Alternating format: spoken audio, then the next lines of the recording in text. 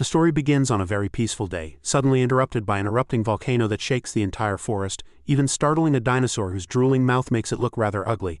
The scene then shifts to a corner where someone is sneaking through the tall grass, only to reveal a group of armed people carefully moving into the forest. Suddenly, a huge, terrifying monster with glowing red eyes and a sinister grin appears behind one of the men. The man immediately senses the evil aura and chaos breaks out among the hunters. They try to defend themselves with their weapons, but the monster roars ferociously and overpowers them with brutal attacks. One hunter, however, grips his sword tightly and charges forward with incredible speed. With a swift spin, he slices off the monster's tail, arms, legs, and even the claws from both its hands and feet, cutting through the grass as well. In the blink of an eye, the hunter chops the monster apart like a vegetable.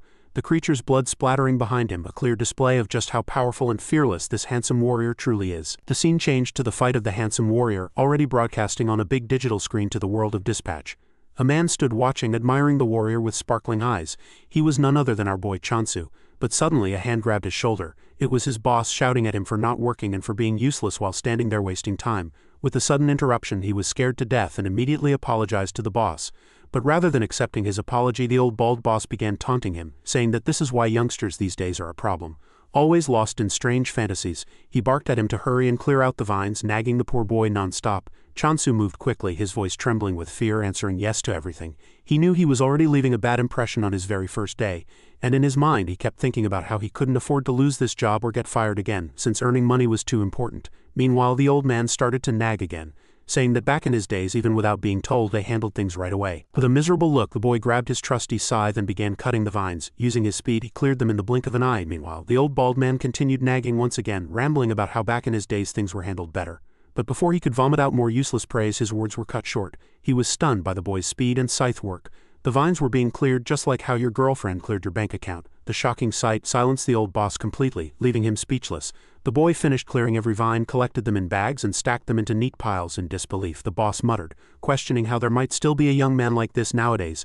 Finally, he told the boy to just throw the trash away and head home. The scene shifted to the thoughts of Chansu, where he reflected on Dispatch, wondering if to him it truly was nothing more than a fantasy. The story unfolded, revealing that Earth had been ruined like a game whose service had ended. The planet had lost its vitality, and people were suffering and starving, struggling without resources. In that desperate time, an answer had been revealed by some nameless absolute dispatch to another world. The dispatchers fought in the other world for resources. Heroes who departed from Earth as dispatchers brought back vitality, and with it, humanity barely managed to survive. The wind swirled around, focusing on Chansu as he stood in a pitiful state. Sadness etched across his face, his eyes lingered on the scythe, and in a quiet, heavy tone his heart longed to join the ranks of the dispatchers. Yet uncertainty consumed him. He did not know if he could ever become one of them. As the sun went down, Chansu let out a tired sigh, walking through a lonely valley in confusion, wondering whether tomorrow too he would be called for work. He exhaled once more and made his way toward the dispatch reunion center. A huge crowd had gathered there, the hall packed with restless voices. Chansu was shoved aside by those around him, treated as nothing more than an inconvenience. His turn to meet the owner of the center was approaching, though the atmosphere pressed heavily on him. At last the owner asked his name. With a nervous voice, Chansu inquired about progress in the investigation regarding his family. The owner, however, ignored the question entirely. His eyes instead focused on the balance of the reunion down payment, $4,367.21, still insufficient. Without concern for the desperation before him, the owner declared that the center was not a place that ran on air and that investigations required full payment. With a dismissive wave of the hand, he told Chansu to return only when the amount was complete. Then he turned away, already calling the next person forward. The crowd pushed Chansu back. It became clear that the reunion center cared only for money, not the pleas of those searching for loved ones. Chansu had not been given even a fragment of news. All he wanted was to know the location of his family. Instead, he was shoved aside once again. A muscular man forced him back, sneering that he was not the only one with such circumstances. Chansu left with a miserable sigh. The crowd was thick, but still he felt utterly alone, as if the entire world had turned its back on him.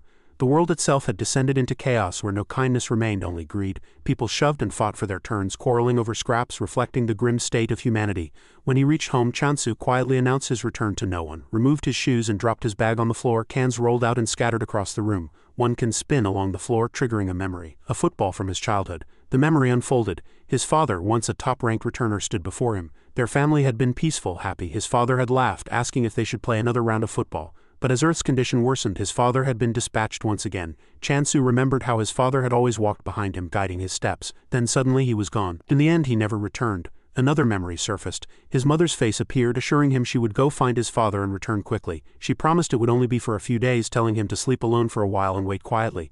But those days stretched endlessly. He was left alone crying, clinging to fading memories until even their faces became unclear. His thoughts were shattered by a sudden flash outside the window lighting his room. Confused, he rushed forward. Through the glass he saw a blazing trail tearing across the night sky before crashing violently into the ground. The shockwave hurled him back, his head striking the wall as he collapsed. The light vanished with a strange ringing sound. Pain surged through him as he struggled to his feet, dazed and desperate to understand what had happened. His phone lit up. A name appeared, alongside a disaster alert warning of the aftermath of Returner A's forced return. Another alert followed. Emergency Grade 5 Returner A announces retirement. Chansu's eyes widened in disbelief. He scrolled through his phone, finding a video of Returner A addressing the world. In a weary but resolute voice he confessed he had failed to protect God. Because of that failure, every dispatcher who had gone with him was lost. He had been forced to return alone, stripped of both ability and qualification to be dispatched again. The internet erupted with breaking news. The earthquake and blinding flash had been the aftermath of A's emergency return. In the broadcast, A admitted that after much deliberation he had chosen retirement. He pleaded with the world to understand and in a voice filled with both sorrow and determination urged humanity to protect Earth at all costs and never lose courage. Chansu stared at the screen transfixed, his disbelief spilling into quiet mutterings. The news worsened with every headline. Dispatchers and returners are vanishing one after another. Earth's population is dropping below 500 million and the grim possibility is that no new returners will appear again. His chest tightened with disappointment and despair. Failure of a mission was one thing, but the retirement of a figure like it was crushing. The sound of a doorbell broke the silence, and Chansu froze, unsettled by the sudden disturbance. Another knock followed, louder this time, echoing through the quiet room. With hesitant steps he moved toward the door, confusion clouding his mind, for no visitor was expected at such an hour. Outside, the faint glow of a tablet screen flickered before him, and upon it appeared an unusual figure, a rabbit, not ordinary but one that spoke with a clear voice, asking if Mr. Chanso lived there. When he opened the door, the hallway appeared empty, deepening his suspicion that someone was playing a prank. Yet the same voice sounded again, instructing him to look down. As his gaze lowered, his breath seized. Before him stood a real rabbit, alive and moving, its small body trembling as it repeated its question, nervously addressing him by name. The impossible reality struck Chansu like a storm. The creature before him was truly speaking. The rabbit steadied itself, puffed its cheeks, and with a bright and cheerful expression declared the purpose of its arrival. In a jubilant tone it extended congratulations to Chansu, proclaiming him chosen as a dispatcher. Those words crashed upon him like thunder, leaving him frozen in disbelief. Chanso was bewildered as he wondered about what was going on and why some mysterious talking bunny was pranking him with this nonsense. But the bunny was still calm, understanding that Chanso might have been confused. So the creature took out its identity card, telling the boy that it was from the World Dispatch Support Center, confirming that it was indeed true that Chanso had been chosen as a dispatcher. If he was still suspicious, then they should move somewhere else to talk more freely. As the scene shifted, we saw that both Chanso and the rabbit were walking around in a large hallway, which was dimly lit from one side as light was coming in. The rabbit asked Chanso if he had any special skills to count on, explaining that most people had at least one of them. But Chanso got annoyed, telling the rabbit that it must know he was ineligible for dispatch because the only thing he was good at was trimming trees and flowers without any mercy, and he didn't really have anything special to show other than that. The rabbit was shocked, wondering how it was possible, and Chanso was even more surprised because the rabbit didn't know this, but it still made him eligible. However, the rabbit dismissed the question, telling the boy that it was fine and that everything happens for a reason, and the fact that the boy was chosen didn't change, so he should relax. Hearing that, Chanso was a bit relieved, thanking the bunny, but he still wondered how he was actually inside the dispatch center because it was unbelievable, wondering if his chance had really come or not. Suddenly, both Chanso and the rabbit were standing in front of a huge stone door with its own majestic view. The rabbit told the boy that they should head inside and keep talking. As soon as Chanso grabbed the handle and started opening it, he realized that even though beyond the door the dispatch agency was there, the thing that was anticlimactic was that the door was not opening at all. The boy knew that it wouldn't even budge due to its heavy weight. The rabbit was surprised, wondering what Chanso was doing because it was just a fancy door that wouldn't open for anyone. And the entrance was right over where the rabbit was. Chanso came running toward the rabbit, but as he saw the entrance he was shocked to the core, wondering if that was the actual door because it was completely small by human standards. Chanso criticized the rabbit, wondering if it was dumb and blind, asking how it was supposed to fit in there. But the rabbit just had one excuse, that the door had been working fine for him up until this time. Chanso pointed out that it was because the creature was a rabbit. He turned around, completely shattered, thinking that he shouldn't have expected anything good from the start and that he should just go home. But suddenly the rabbit started speaking in a more serious tone, asking Chanso if he was really sure about that because he had failed every test and was ruled ineligible in the dispatch center exam. Even if Chanso wanted to, he would never get a chance like this again. The rabbit was still smiling even when it was being so serious, telling Chanso not to misunderstand but that it was just quoting him, saying that either way it would be a shame if he believed in leaving, because for anyone in the whole world getting chosen was not that easy and he was just letting that chance go. The rabbit had made such a funny situation serious, and now Chanso knew that he would have to do anything it took. The rabbit started walking toward the small gate, and Chanso followed, not on 2 but on 4 legs. Even when he wondered what he was doing, he still decided to enter the gate like a rabbit, not even knowing what he was doing anymore. As Chanso crawled as fast as he could, the rabbit was continuously slapping the door, telling him to come fast. As soon as he entered, he saw a fairly big room with enough space to fit multiple humans. He couldn't believe that the office was more normal inside than he had expected. And the rabbit wondered what he was imagining, because this was the whole dispatch center. The rabbit didn't mind and immediately told Chanso that there was a world perfect for him. Hearing that, the boy wondered if there were different worlds for different people. And the rabbit explained that it was indeed true, and what Chanso would be doing was called a block-type territory capture. The rabbit smiled and handed Chanso a book, but as the boy was repeating everything the rabbit said, the creature thought that maybe the boy knew about it. As Chanso was acting confident, he revealed that he had never heard about it and was just wondering if it was some kind of weird place. The rabbit was now getting annoyed, wondering why Chanso was acting so excited if he knew nothing about anything. When the rabbit calmed down, it patiently explained to Chanso that the territory capture zone was the hottest place right now, and it was under the protection of a god. It remembered that the returnee it had seen retiring was also serving a god, and the rabbit assured Chanso that the god related to the retiree was not related to him in any way, so he should rest easy. The boy sighed and wondered which god he was going to get, and the rabbit explained that normally one was assigned randomly, but if he chose right now, he would get the special chance to choose for himself. A golden pendant worn by the rabbit started glowing as multiple cards floated in the air through magic. The rabbit grabbed a handful and asked Chanso which one he would choose. Out of the 3 cards, the boy wondered what he should do because he didn't even know which god was good and which was not. The rabbit knew that this was a rare chance and told him that a choice like this would never come again. Chanso suddenly remembered his parents and realized that he might never get another chance with his luck. He wondered why he was hesitating like an idiot when he was getting a chance that many others couldn't even dream of. Chanso decided to take the middle card, and as he flipped it around, he saw a menacing view that made his face turn pale. It was a skeleton monster with multiple undead skeletons coming out from the ground. It was so realistic that Chanso started screaming, wondering what it was. We came to know that it was the god of negation with a probability of 44%. The rabbit wondered why Chanso was so shocked, saying it was just a presentation and nothing else. The boy fell to the ground, wondering what kind of god needed such a flashy intro when a normal one would have worked fine. Even the name God of Negation gave him a bad feeling. Chanso didn't see any chance but still wondered if he could pick again. And the rabbit didn't even hesitate, agreeing to let the boy try immediately. But no matter how many times he picked, he always got the god of negation. This time the probability was 45%. The boy screamed that the whole thing was rigged because he kept pulling the same god again and again. Suddenly, the rabbit became serious once again, telling Chanso that no matter what happened, the cards were completely fine. The boy sensed a deadly aura coming from the rabbit and quickly changed the topic, saying he wasn't necessarily blaming the cards but something still felt off. The boy wondered why the rabbit was suddenly so serious, but the creature went back to work asking Chanso to choose fast but carefully. Chanso was nervous, his face pale, wondering what would happen. He wanted anything except negation and prayed to get something else while covering his face. When he finally pulled the last card, a different one appeared. This one had a green aura and flower petals swirling around it. Chanso was overjoyed to finally get a different card from the god of negation. Even though the presentation was plain, he realized he had received the goddess of abundance card with a 0.00001% chance. He wondered why the display was so simple if the card was that rare. He knew the odds were insanely low, and if it was the goddess of abundance, he would have a good time. The rabbit immediately noticed Chanso's expression and asked him if he didn't like the card and wanted another chance. This shocked Chanso since just moments ago the rabbit had said this was his last chance. He wondered what would happen if he chose the goddess of abundance, and the rabbit told him that he would be dispatched immediately to the new world. The boy was hesitant after hearing that. But the rabbit wondered why Hansa was hesitating when this was his chance to go beyond. A dispatcher had to become a returnee, and everyone would admire his decision. The boy imagined himself on a stage full of cheering people while the rabbit kept flattering him, saying he might even become a savior and people would follow him. But then the rabbit grew serious again, telling Chanso to think carefully because it was a life completely different from his old one.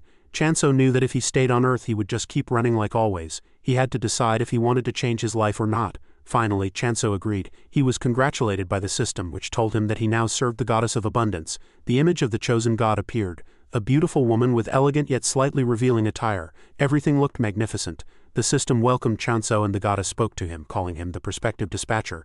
As the cards started glowing and levitating, Chanso wondered if the voice he heard was the goddess herself. After seeing her, he thought that with a goddess like that he could do anything he wanted. After activation, the boy asked where he had to go, and the rabbit flicked the air. The card transformed into a violent volcanic portal with dark energy swirling around it. The rabbit pushed Chanso toward the portal, but he stopped, terrified. The creature asked if there was a problem. Chanso was scared because the thing in front of him didn't look safe at all. But according to the rabbit, objects didn't have moods, and if he looked closer, the portal would seem beautiful. Chanso thought the rabbit was either kind or insane because anyone could see that it looked like a deadly black hole. Still, he knew he couldn't back down anymore. Determined, he decided to enter the portal no matter how dangerous it seemed. However, before he could move, the rabbit kicked him straight into the portal with its legs. Chanso spun midair, cursing the rabbit multiple times as he disappeared into the portal, while the creature just smiled, looking forward to what Chanso could accomplish. Suddenly, a strange static noise echoed in the rabbit's ears, asking why it had done that. The rabbit was shocked, replying that the voice shouldn't interfere because direct intervention was forbidden. The voice insisted they couldn't afford to lose Chanso, but the rabbit remained firm, saying it had followed its god's will. As the scene shifted, the system window appeared, loading. When it finished, Chanso was greeted by a message that shook him to the core. It revealed that the god's percentage on the card showed the size of their influence, not their probability. The boy was horrified. He had been completely scammed, realizing that the goddess of abundance's influence was practically nothing. Before he could process it, another portal opened, and he was thrown into a deserted land filled with intense heat and dried grass. The ground was cracked and the trees were dead. Chanso couldn't believe he had been tricked into such a miserable situation. Crying, he watched as the system window popped up again, confirming it clearly. Goddess of Abundance 0.000000001% influence. Chanso thought that he was so screwed that he was laughing and smiling at his stupidity at the same time. And he started looking all around at the ruins, wondering about why the rabbit told him that he was going to the Goddess of Abundance when this whole desolate landscape was anything other than abundant. But suddenly a system notification popped in, and Chanso turned around, wondering what was wrong with the system window again. But it welcomed our boy to the block-type territory capture world. And the boy was the apostle of abundance, and he had to secure as many territories as possible through territory capture. Chanso was not happy because even when he was an apostle, he had to capture territories for the goddess just because her influence was that low. He decided not to waste any time and take a look around instead, so that he could also find the goddess of abundance. But suddenly something struck his foot, and he realized that it was a sickle. Wondering about what it was doing in such a desolate place and why it was a sickle out of all things. Wondering if someone used it and threw it away because it felt familiar, which was kind of strange but still soothing. But suddenly Chanso felt that something was behind him, and it was a huge thing. So Chanso thought, with a glaring aura that was capable of killing anything. Or at least that's what Chanso thought of a monster. Wondering about why this was happening to him, even when he had not even met the goddess yet, and had already encountered a monster, he knew that he could not die like this, and at least he could use the sickle to threaten the monster if the push came to shove. But just as the boy turned around swinging his sickle, he saw that the monster was actually kind of small. It was then that the boy was conscious once again as he saw a cute little hamster who was crying because of the show that our boy had put on with the sickle, squeaking like crazy and wondering if his life was coming to an end. Even Chanso wondered if this cute little thing could even be called a monster because it didn't look hostile at all. And the hamster squeaked as if he agreed to what the boy said. But suddenly the boy turned into an evil being, thinking that even when it was small it was still a monster. So maybe he would get something if he caught it. The hamster immediately turned pale, wondering about what the apostle was thinking, and he started dancing and crying all of a sudden, trying to somehow stop the boy from doing so, squeaking like a crazy hamster he was.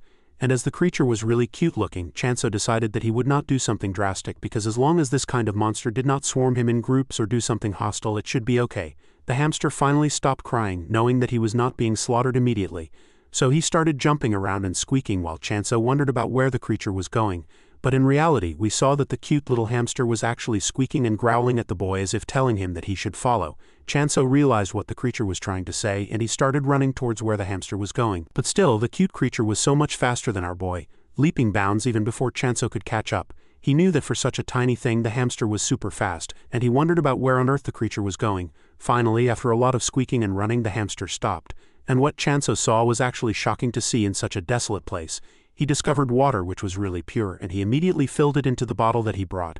Chanso drank the water along with the hamster who was licking it, and both of them enjoyed the refreshing taste of the water, as Chanso even wondered about how the water was so refreshing when the whole place was a complete desert. Even the hamster enjoyed the drink, and both of them sat down near the water spring as Chanso started asking the hamster if he lived in this territory because it did not seem like a great place for the hamster to live. The hamster was not saying anything, and Chanso was still throwing questions at the creature, asking him about where the goddess was who was really abundant. The hamster was ignoring the boy and was looking really confused as the boy wondered about what was going on.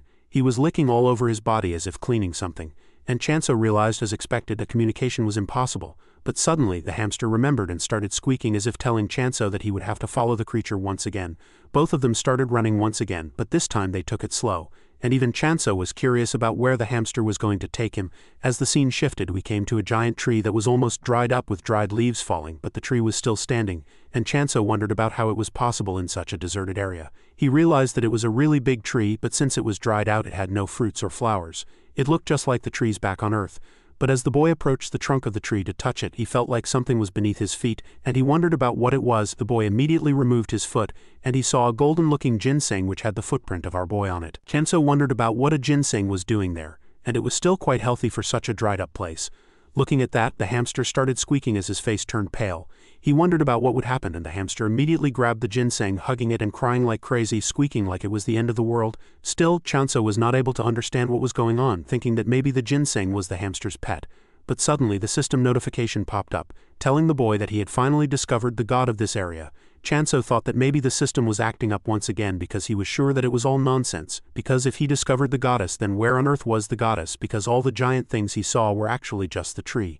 But suddenly, the hamster started nabbing on the pants of the boy, squeaking on, and Chanso wondered why the creature was doing this. The hamster was throwing its cute little claws onto the boy while he tried to explain to the creature that he was busy right now, deciding to play with the hamster later. But then the cute little creature pointed towards the ginseng, squeaking and crying and then acting like a goddess.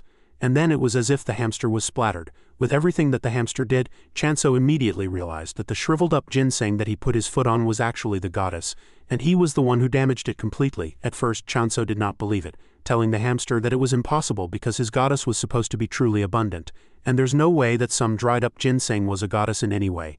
But suddenly the ginseng started having itself covered in a green light, and Chanso was not able to believe that the ginseng was actually healing itself as it was alive. But Chanso knew that the goddess he saw wasn't some lousy weed like that, and was a crazy-looking woman.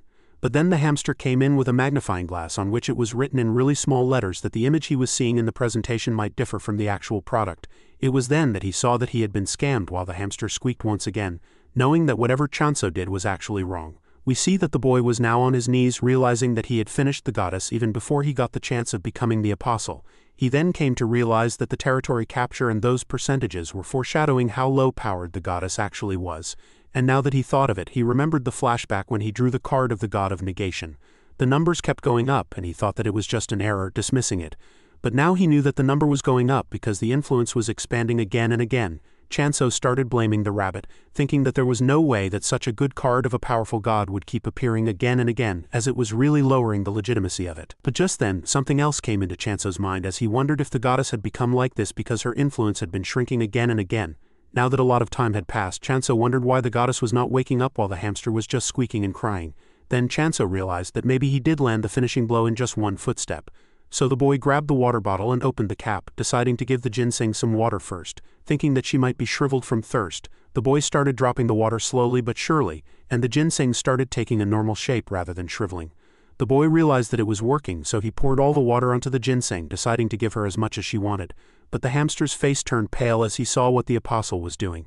On the other hand, we see that the ginseng was getting refreshed, wondering if it was raining because it had been so long since she had had water. It was feeling good for a moment, but then it started pouring quite a lot, and even when the ginseng was screaming to stop, it was not stopping. The plant realized that at this rate she would really drown and become lifeless, so she got up screaming and coughing like crazy. Chanso was happy that his rescue was finally complete, while the hamster was crying because the goddess was not dead. As the ginseng slowly got up, being annoyed, the boy introduced himself as the apostle of abundance, Chanso. Finally, after a nervous introduction, the boy looked at the god, but he wondered about how this ginseng was a god when she couldn't even move properly, with her legs shaking like crazy. The boy had no idea about what he was supposed to do now, but suddenly a system notification popped up telling him that he would have to use skills to become even stronger. Chanso wondered about what the skills were, reading that it was the blessing of abundance, and even when there was no description he thought that obviously this skill must be for making crops abundant. But then slowly the skill appeared and Chanso read it with shock that he had got the D-level skill Decapitate. Chanso was shocked and his face was pale, wondering if this word meant what he was thinking, as in cutting off heads. Chanso wondered about why the goddess was so cruel, decapitating heads when she was just the goddess of abundance, thinking that maybe she was some kind of sadist or psychotic. Chanso was not ready to believe that the goddess of abundance would give him such a violent skill, so he decided to ask the goddess about what the skilled decapitation meant and if it was exactly what he was thinking. The ginseng immediately became serious and made signs of cutting heads, and the boy realized that he was indeed thinking right. Wondering if the gods really wanted him to cut off heads, he found the ginseng had a serious face which did not even falter. And now Chanso started to reason with this weird request, remembering a Wikipedia page that he read. I guess that maybe since the goddess of abundance was related to agriculture and slaughtering was included in poetry, it was somehow included in it. But just then, the boy turned around as he heard the squeaking of the happy hamster, who was happy that the goddess was revived. But on the other hand, Chanso wondered if the hamster was included in his objective of decapitation too. While we see that the hamster was unaware of what the apostle was thinking, the hamster turned around after listening to the voice of Chanso. But this was the second time he saw the serious boy with the sickle in his hand while he apologized to the cute little hamster. His eyes glinted with crimson red as he thought that he was just an apostle and should finish the mission without becoming too attached to something. The hamster was squeaking crazily, and as the boy swung his scythe, the creature somehow managed to dodge it while squeaking and running straight behind the goddess Ginseng, who was also shocked, wondering what Chanso was doing as the hamster cried. Somehow the goddess protected the creature, but Chanso explained that he did not want to do this either. It was all for the goddess. The hamster's face was turning pale as he squeaked, and both the goddess and the hamster were screaming with their faces turned pale. As the boy turned around, he wondered if there was something more terrifying, and he was shocked to see some mud puddles with finger-like structures. Wondering about what it was, he saw that the thing was completely formed and looked like it was made of mud with multiple openings for its eyes. Chanso wondered what it was as both the goddess and the hamster were desperate, and it was as if the hamster was talking to the goddess, immediately coming in front even while crying, trying to protect her. Even Chanso realized that the little guy was not a monster but just a cute little creature, and instead this muddy-looking figure was the real monster to begin with. He turned toward this filthy monster, realizing that he would have to deal with it, otherwise the goddess would be in danger. He wondered if he could do it, so he grabbed the scythe tightly and decided to do it anyway. Running toward the mud monster, he realized he could see clearly where he would have to cut for the monster's life to end. The system immediately activated, telling the boy that he could activate the skilled decapitation.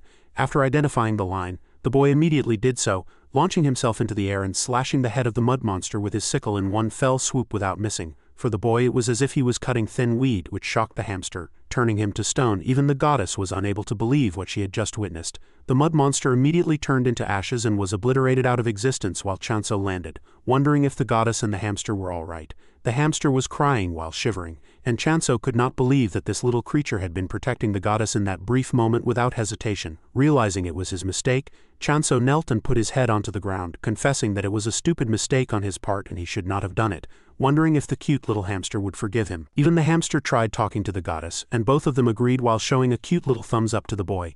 Even Chanso smiled, thanking Hamel for forgiving him.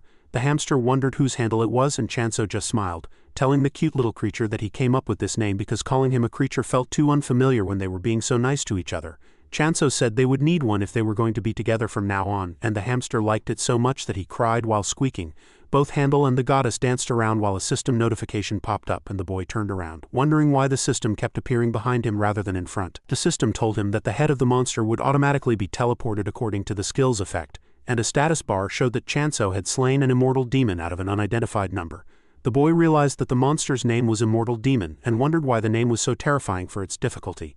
The system told the boy that the teleported tribute now belonged to the goddess, and as Chanso turned around he noticed that somehow the ginseng's color had gotten brighter and its skin had become smoother. The boy wondered if the goddess would return to her beautiful form if he kept doing this, and motivated he bid farewell to the goddess and started running toward more monsters with a handle. As the scene shifted, we saw that Chanso had come to a really murky-looking place full of immortal mud demons crawling toward him. After sensing his presence, a system notification suddenly popped up telling Chanso that unidentified points existed and could be used to utilize the world system but could not be traded between individuals. Chanso wondered what it was while even the hamster looked at the system window which was visible to him. He realized it seemed like a good thing, so he decided to deal with the mud monsters first because they were annoying and even the hamster was scared of them. The boy was thankful to the goddess that he had an amazing skill which was surprisingly easy to use despite its power, and to top it off the mud monsters were really slow.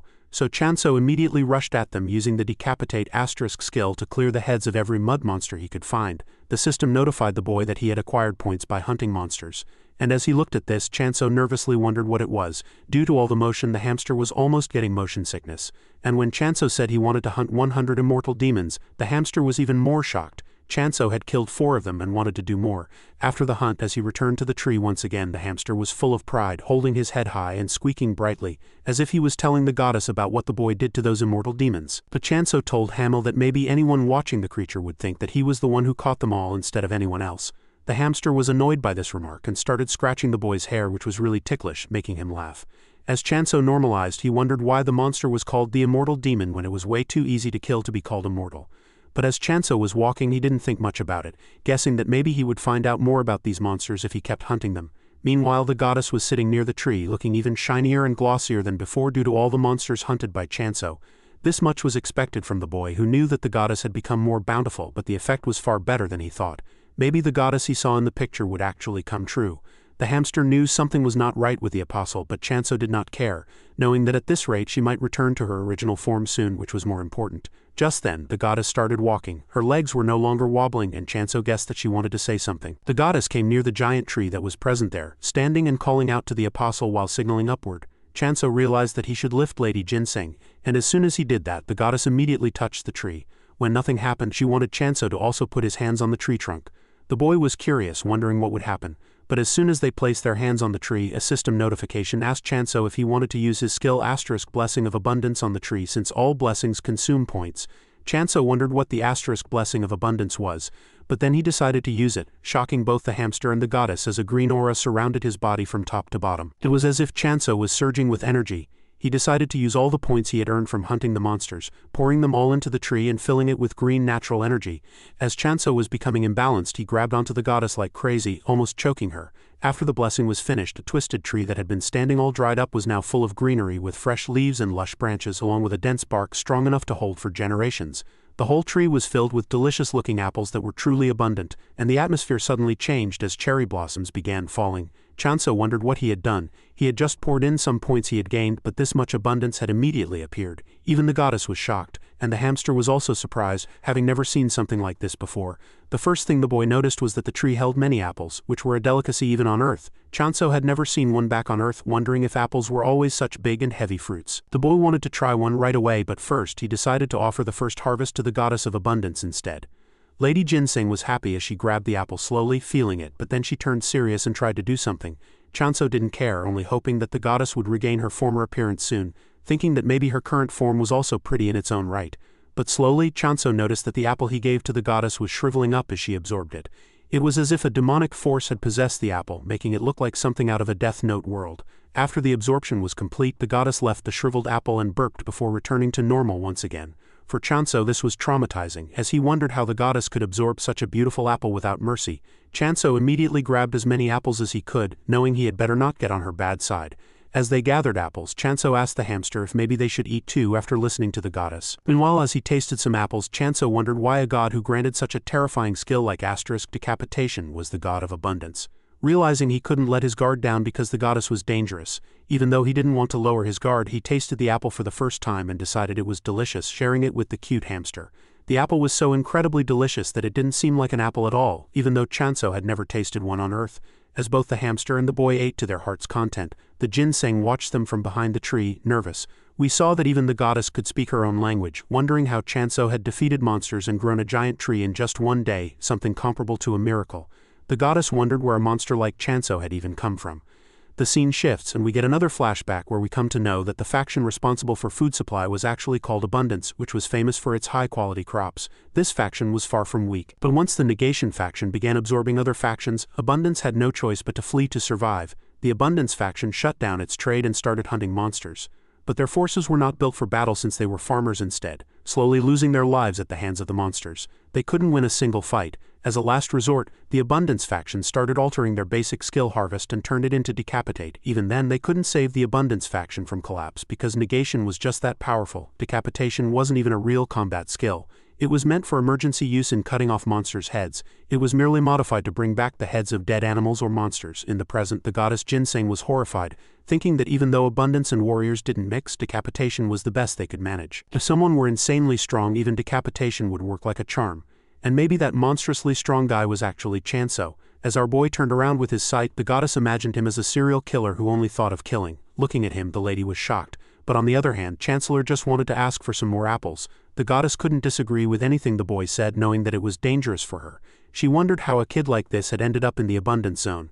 Just then, she had another naughty idea, thinking that no matter what, Chancellor was hers to claim now, and no one could separate them.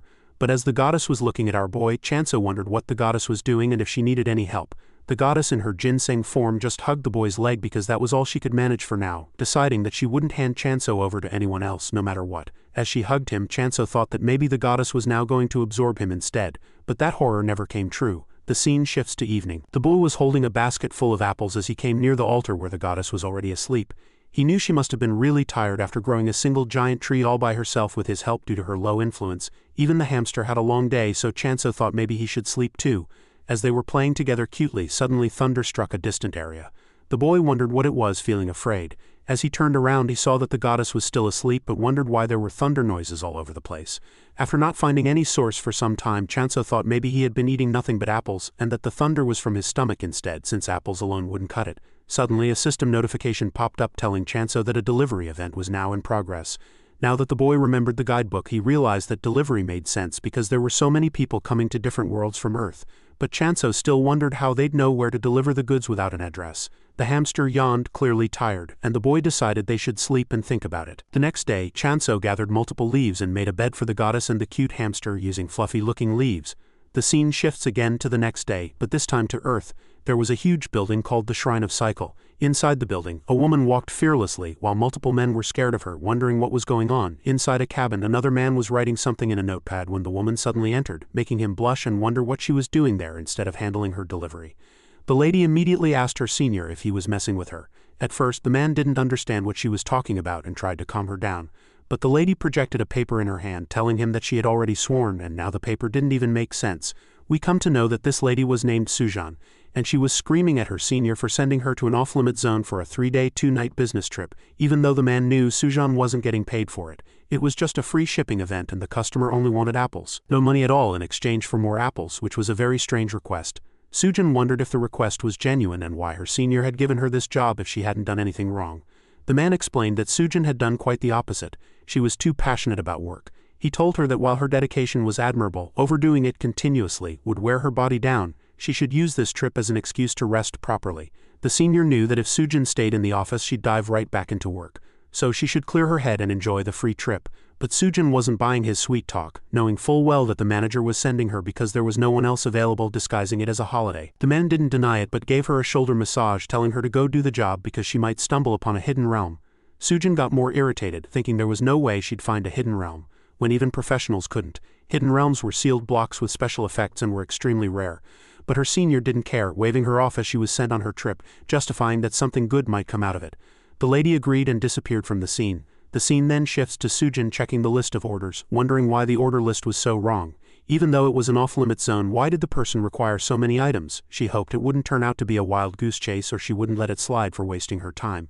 Back in the abundance block, we see that Chanso was playing hide-and-seek with the hamster. He immediately caught the hamster because its fur was showing. The hamster had been hiding behind a bag full of apples, eating some while making a lot of noise. Because of all those squeaks, Chanso easily found him and saw a half-eaten apple. Chanso acted like he didn't know the hamster's location while the creature knew it had been found. Chanso grabbed the hamster with both hands as it squeaked in protest, upset that it lost the game. Chanso, both angry and amused, scolded it for knowing about the apples because otherwise they wouldn't sell. The hamster's cheeks were being pulled as Chanso explained that the apples were meant for trading and the delivery was coming soon, so it shouldn't ruin them. Meanwhile, the goddess just listened as Chanso spoke. He thought that since the delivery person was coming all the way to the desolated abundant zone, he couldn't make a bad first impression. From the delivery event information, Chanso had learned that the world he was in was divided into territories called blocks, which were true to their names. These block-type territories had grand summoning events always in progress. Even though they looked like normal land, their edges shimmered like walls that players couldn't pass through. To move between blocks, one needed a transfer ticket given once per day. However, since there was nothing nearby, he knew that 1 or 2 tickets wouldn't be enough. He had already tested them and found that the nearest village was almost a week away. It wasn't worth it. Chanso realized he was almost living on apples alone, and found it crazy that the delivery only took 2 days, even when he had no clue what trick the delivery people used. Still, he didn't care as long as a sleeping bag arrived. A bed would be better, but he knew not to demand too much in his situation. He also wanted a cushion for the goddess, though she disagreed. Chanso thought he should keep raising the goddess's affection toward him, or he'd end up a mummy somewhere. Suddenly he heard a rumbling noise and grabbed his sickle. Realizing that monsters were approaching, he found it strange that the monsters he defeated seemed tied to the delivery. Since yesterday they had been coming to him on their own without any reason. Chanso found them annoying, just as their name implied. They weren't undead but more like revived soldiers. Either way, he had to deal with them because so many monsters near the safe house weren't safe.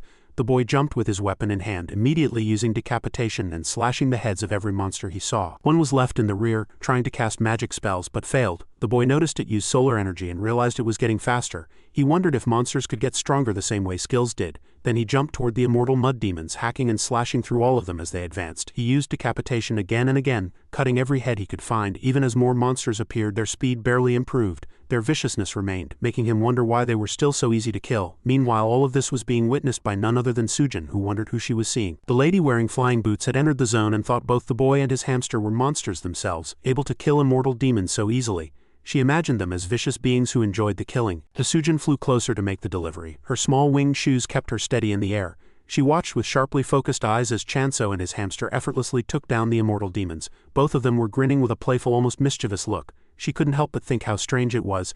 There was a time when the immortal demon had been a prized target for hunters. Defeating one earned far more points than ordinary monsters, drawing in adventurers looking for easy rewards. But the creature always revived. Each time it returned, it grew stronger, and anyone it chased would eventually be cursed and collapse. Over the years, people gave up on hunting it and began avoiding it altogether. While Chanso was busy defeating all the immortal demons, Sujin couldn't help feeling nervous. She wondered what kind of person he was to face a ghoul so boldly without any fear of the consequences. As she watched him more closely, she noticed something strange. He didn't seem to be using any techniques to purify the curse. That made her think he might be a sword master, but then she grew confused. If he really was that skilled, why would someone like him waste time picking apples? The thought made her more cautious. She decided it would be best not to provoke him at all. Who knew what someone that powerful might do if offended? With that in mind, she carefully flew closer to him. After defeating the immortal demons, a glowing green panel suddenly appeared in front of Chanso, displaying the points he had earned. He mentally noted that his points were increasing by 5% each time. He had already gained a total of 10%, which made him think ahead. Since blessing apples cost 1,000 points each, his current resources would easily let him manage around 100 apples in a single day. Sitting on his shoulder, the hamster also grinned happily as the points rolled in. His eyes then turned toward a nearby temple, its spire shining faintly in the light. In that moment, he finally understood why the temple was built in such a remote place. The location itself was a gold mine for earning points. Just then, Sujin landed gracefully and gave a polite bow. She called out Chanso's name from behind, pulling him out of his thoughts. When he turned around, she announced that his delivery from the Circulation Trading Company had arrived. Sujin then greeted him with a warm smile and introduced herself, explaining that she was a representative from the company. Chanso was surprised and asked how she had managed to find him in such a remote place.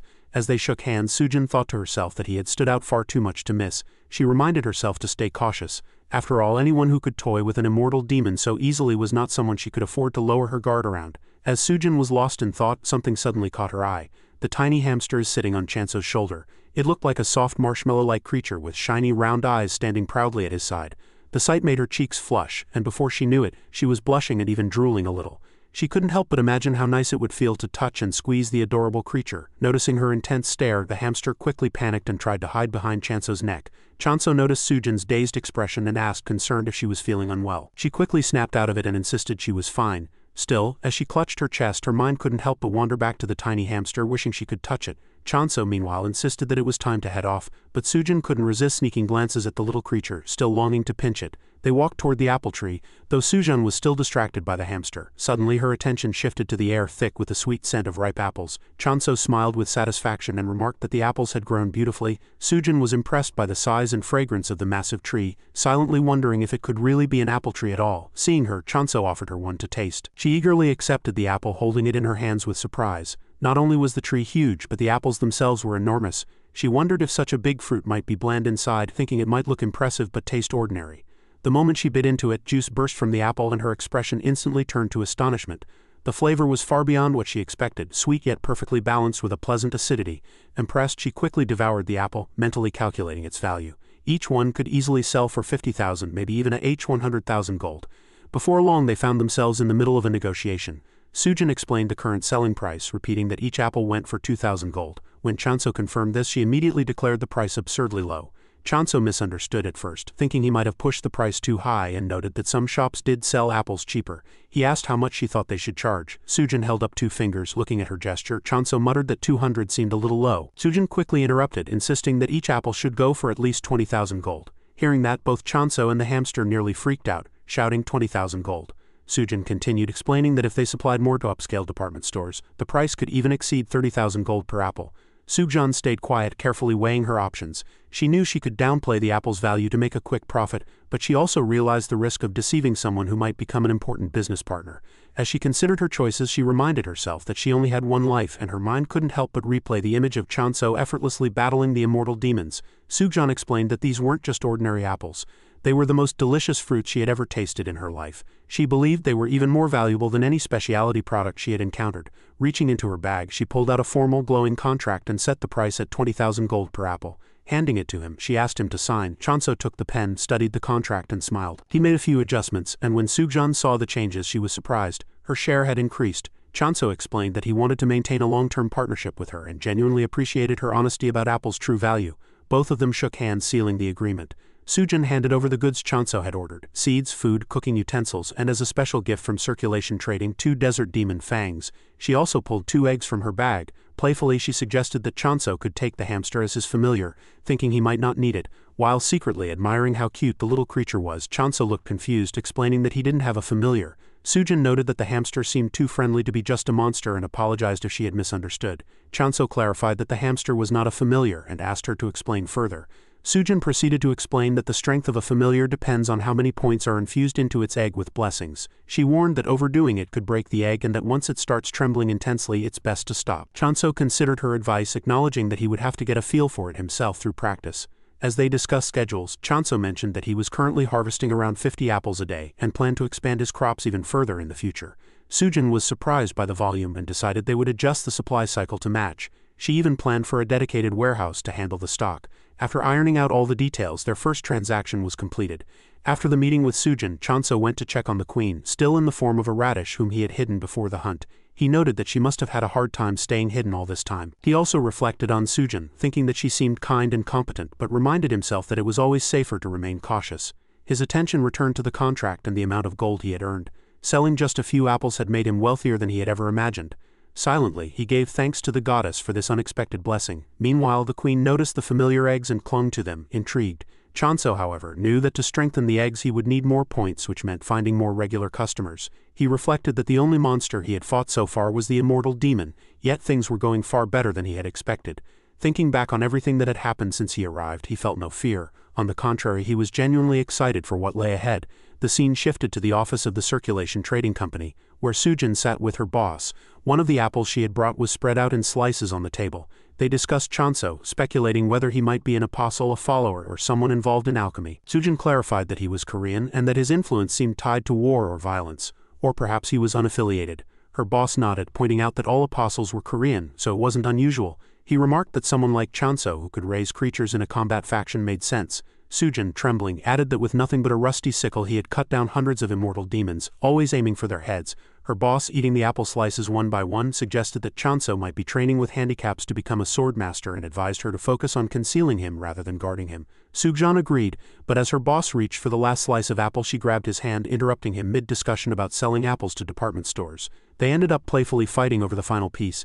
The scene then returned to Chanso, who was using his points to bless the eggs. He wondered aloud what kind of familiar he would get, referring to it as a child.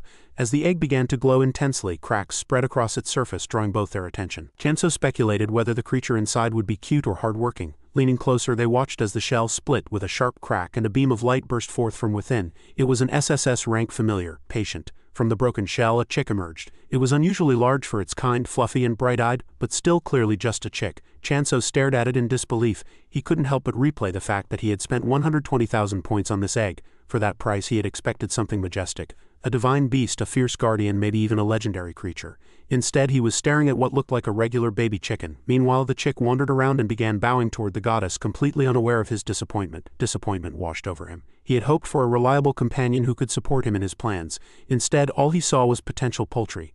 A dry thought crossed his mind that if nothing else, he could always raise it and eat it later. It had been ages since he'd last tasted chicken. Even so, the feeling of letdown lingered. After spending 120,000 points, ending up with just a chick felt like a cruel joke. Despite his doubts, he decided to give the chick a name, though he reminded himself not to get too attached. Sitting down, he introduced himself to it and chose the name Ari. Before long, the chick pointed toward another egg that had started to crack. Chanso turned to it with a spark of hope, a small smile forming as he silently wished that this time a hard-working familiar might emerge. When the shell finally broke, however, a tiny piglet appeared, sitting calmly and letting out a cheerful oink. Chanso's expression shifted between disbelief and resignation. Without much thought, he quickly named the piglet Doji. Frustration started to build inside him. He couldn't understand why his servant beasts kept hatching as potential food ingredients rather than useful companions. What was supposed to be the exciting promise of getting powerful familiars was beginning to feel more like a scam. Then something completely unexpected happened. Both the chick and the piglet lowered themselves respectfully, bowing before the goddess. They introduced themselves to the goddess of abundance as her 10th and 12th vessels. The chick is still wearing bits of eggshell on its hips, and the piglet with a piece stuck to its forehead. The goddess sat on a rock before them, her expression heavy with sorrow. She admitted that it had been a long time and asked for their forgiveness, expressing regret that she hadn't been able to protect them until the very end. The chick quickly stepped forward to comfort her, insisting that it was they who had failed in their duties, not her. The piglet, eyes brimming with tears, declared its determination to help restore the goddess to her true, beautiful form.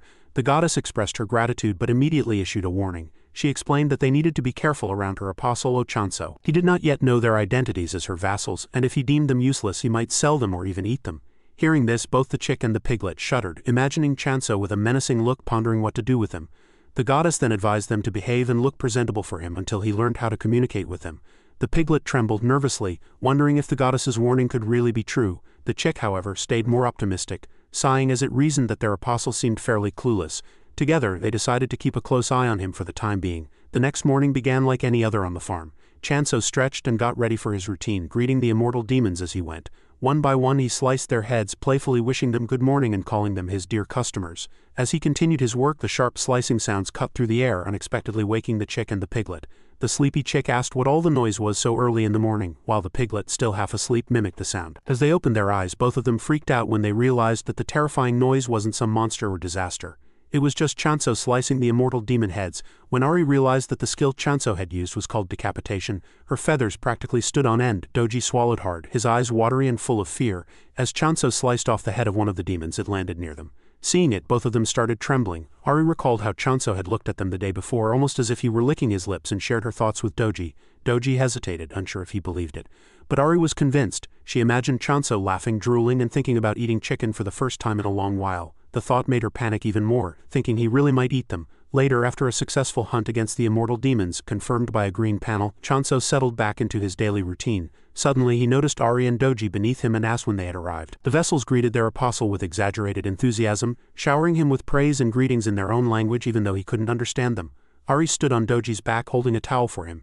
Chanso smiled and sat on one knee to reach for the towel. Seeing his smile, Doji froze in fear once again. Chanso thanked them warmly, calling their gesture thoughtful, and then used the towel to wipe himself.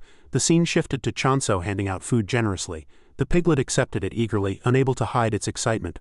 Ari, watching silently, scolded the piglet in her mind, reminding it to maintain appearances instead of acting greedily. Chanso, clearly amused, praised the piglet's healthy appetite and encouraged it to eat as much as it wanted and grow big. As he watched Doji eat, a mischievous idea crossed Chanso's mind. He wondered if feeding the pig eating fruit might make the pork tastier, smiling at the thought of grape-fed pork becoming a delicacy. Ari overheard him and scolded the piglet, warning that it would turn into apple-scented pork belly. Chanso then turned to Ari and offered her a plate of apple slices. The delicious aroma made Ari drool, and she immediately thought that Chanso must have spent at least 500 points on the apples, a sum that a normal apostle could earn in an entire day. Nervously, she hesitated, determined not to fall into a trap. Chanso noticed with interest that Ari might not like apples and seemed far pickier than Doji. Thinking quickly, he put out a bowl of grains instead. Ari's eyes lit up at the sight and she began to drool, thinking that she wasn't like Doji and wouldn't get turned into fried chicken. Still, she couldn't resist her hunger and quickly started eating the grains. Life on the farm settled into a steady routine. Under Chanso's direction, Doji plowed the soil while Ari planted black beans. The earth was tilled, watered, and then blessed with the goddess's power. The process was so quick and efficient that Chanso turned it into a short 3-minute farming lesson, showing how simple everything had become with divine blessings. Silently, he acknowledged that the goddess's aid made the work far easier than it should have been. When the first harvest arrived, Chanso noticed Ari staring at the black shiny beans, clearly drawn to them. He wondered if chicks were naturally attracted to shiny objects while reminding himself that they weren't crows. Before giving the beans to Ari, he remembered that the first harvest was always reserved for the goddess. The goddess eagerly jumped forward, holding the bowl filled with beans in both hands and absorbing them instantly. Chanso still hadn't grown accustomed to the way the goddess consumed offerings. It struck him as very strange. Later, as Chanso handed out the beans for everyone to eat, he mentioned that they would be planting potatoes and sweet potatoes next. Doji responded with eager delight, happily munching on the beans and admiring how tasty they were. Chanso recalled the previous meal, nodding that Doji always ate well, but Ari wasn't much of a light eater. The hamster on Chanso's shoulder gestured for him to look at Ari, and eventually she gave in to her hunger as well, devouring the beans. After finishing their meal, both Doji and Ari lay down, burping contentedly. Ari, however, couldn't shake the thought that she might be doomed. Chanso, with a hamster perched on his shoulder and giving a thumbs up, was genuinely pleased to see them eating so well. He resolved to grow even more varieties of crops for them in the future. Suddenly, he remembered that the apples were scheduled to go on sale that day and began wondering how the sales were going. Meanwhile, at the department store, preparations were nearly complete. The display was ready with only the apples left to be placed. Sujin's boss stood back observing the crowd, nodding that no one had made the first move yet. The packaging was elaborate and luxurious, proudly displaying the bold name Emperor Apple with gold dust sprinkled over it and winter bird feathers for decoration. Each apple was priced at 200,000 grams, which seemed to intimidate potential buyers. Free samples weren't allowed, leaving Sujin's boss anxious about how to attract customers. Meanwhile, the people in the crowd whispered among themselves, wondering why an apple could cost so much. Unexpectedly, the staff began thanking someone for a purchase. Sujin's boss leaned forward trying to see what had happened while his junior pointed out the stock. They were all gone. Confused, the boss asked how that was possible since there had been stock just a moment ago. The junior explained that a single customer had tried one apple and ended up buying the entire inventory. One of the staff added that the recipient had signed the name Rohan. The crowd erupted in shock and excitement as they processed the enormous sale. People quickly realized that Rohan had just bought out the entire stock and began murmuring excitedly among themselves. Suddenly, the boss recognized him. It was Rohan, the legendary swordmaster, pioneer of handicap training, and a figure admired across the land. Rohan walked away with a bag full of apples slung over his shoulder, happily munching on one and admiring how tasty it was. People gathered in disbelief, whispering and guessing what it all meant. News spread quickly through the district. Sujin's boss thought Rohan buying all their apples would just create a small buzz, but soon a breaking news report announced that the swordmaster's training food had been revealed. Apples, the daily staple of Rohan's legendary regimen, were now on the market. Online, people began speculating whether eating apples could make them swordmasters too. When Sujin's boss saw the article, he panicked, wondering what kind of headline that was and how anyone had thought it was a good idea to publish it. Merchants all around were already scrambling to respond. In his office, Sujin's boss, Ryu Wan, started ringing nonstop. People kept asking if apples could really make someone a swordmaster. Frustrated, he shouted that of course they couldn't and that the assumption was ridiculous. More calls followed, each filled with similar nonsense. Meanwhile, a huge surprise order of 100 boxes of apples. Ryu Wen yelled that it wasn't that simple, but by then it was too late. The apple craze had officially begun. Meanwhile, far from all the chaos in another world, a week had already passed since Chanso's arrival. Life there was peaceful and plentiful. Hamdal, Ari, Doji and the goddess were enjoying black beans harvested from the farm while Chanso, wearing an apron, said that now that their meal was ready, it was time for him to prepare his own food too. The table was neatly arranged with utensils and fresh vegetables. Picking up a potato and a sweet potato, Chanso remarked that they were just as delicious as the apples. He began peeling the potatoes and chopping the vegetables, carefully preparing all the ingredients. As he started cooking in the pan, his skill became clear in the way he handled the food and controlled the flame with ease. Hamdal, the goddess, and his familiars watched in admiration, clearly impressed by his talent. Doji the piglet stared at him with shiny eyes, drooling as the delicious smell filled the air. He muttered that the food wasn't for them and reminded them that they had just eaten, but everyone ignored him completely. Doji kept pleading with wide sparkling eyes, refusing to back down. With a sigh, he finally gave in and offered Doji a bite. The piglet eagerly ate it straight from his hand. Just then, Sujin arrived. She greeted Chanso and he was genuinely happy to see her. Her eyes lit up with excitement when she noticed his familiars. She exclaimed that he had successfully hatched all of them, an achievement that made the scene 3 times cuter in her eyes. Meanwhile, the 3 familiars immediately surrounded the goddess, determined to shield her from the outsider and protect her no matter what. Chanso, however, didn't seem too worried about appearances and stayed calm amid the commotion. He kept his guard up as he acknowledged Sujin's comment about all the familiars hatching and asked what had brought her there. Sujin, wearing a cheerful grin and clearly excited, said she had some good news and asked if he wanted to hear it. Chanso crossed his arms and listened carefully, weary but attentive. Sujin then showed him the receipts, explaining that the apples had sold out for 2 days in a row, with the price soaring to 200,000 gold each. Chanso was stunned, holding his head in disbelief as he repeated the price aloud, amazed that it had happened for 2 consecutive days. Sujin just waved it off, telling him not to mention it, and explaining that the chaos was because people simply couldn't get enough. He began calculating in his head. The apples weren't even considered expensive, priced around 900 gold. Were there really that many rich people? Then he considered his cut about 30%, which meant 60,000 gold per apple for him.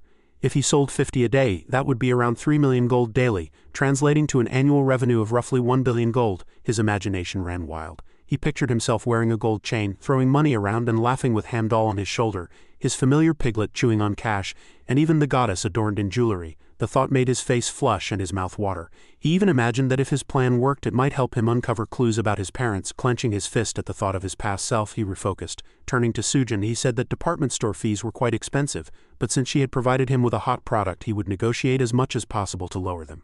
Then he asked how long she thought the craze around the Emperor apples would last. He admitted he didn't want to ruin his fantasy, but expecting them to keep selling at 200,000 gold indefinitely seemed unrealistic. Sujin, however, reasoned that with 1 million potential customers, even selling just 100 apples a day could sustain the business for 27 years, and that over time, loyal customers would develop as well. Chanso asked again, worried that she wasn't expecting too many customers. Sujin reassured him, saying he didn't need to worry. Even if the numbers seemed huge by Earth's standards, the market there was on the scale of China. Meanwhile, his familiars quietly kept the goddess hidden from Sujin.